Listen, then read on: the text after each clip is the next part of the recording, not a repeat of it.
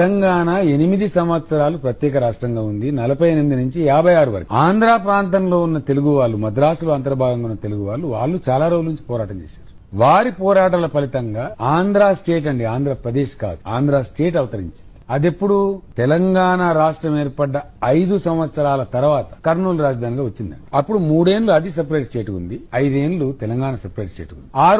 ఆ రోజు ఇది నేను చెప్పేది రికార్డ్ అండి, హిస్టరీ, ఫైనాన్స్ డిపార్ట్మెంట్ లో ఉంటుందండి. ఇది రాజకీయ మాట కాదు. ఆ రోజు 63 కోట్ల మిగులు బడ్జెట్ తో తెలంగాణ రాష్ట్రం మొత్తం భారతదేశంలోనే ఏకైక మిగులు బడ్జెట్ ఉన్న రాష్ట్రం తెలంగాణ రాష్ట్రం. ఆ రోజు 3 సంవత్సరాలు ప్రత్యేక ఆంధ్ర రాష్ట్రంగా కర్నూలు రాజధానిగా ఉన్న ఆంధ్ర స్టేట్ మైనస్ బడ్జెట్, లోటు బడ్జెట్ తో ఉన్న రాష్ట్రం. ఇది చరిత్ర. It's a fact. Number 1. Number 2, ఆ రోజు ఆంధ్ర స్టేట్ కు హైకోర్టు ఉందండి, తెలంగాణ స్టేట్ కు హైకోర్టు.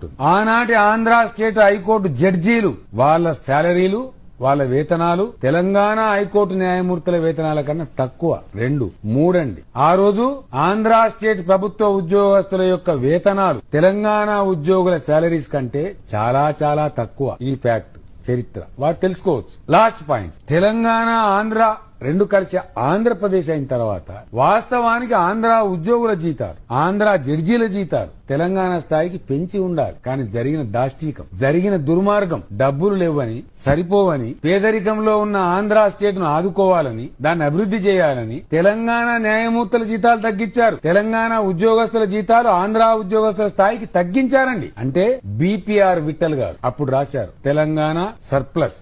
పుస్తకం ఉందండి, నేను రాయల. బీపీఆర్ విఠల్ గారు ఒక అత్యున్నతమైనటువంటి ఆర్థిక శాస్త్రవేత్త, ఫైనాన్స్ సెక్రటరీ, వారు బతికున్నారు. ఒకటి. రెండవది, ఈ మధ్య బీపీఆర్ విఠల్ గారు రాశారు, తెలంగాణ స్టిల్ సర్ప్లస్.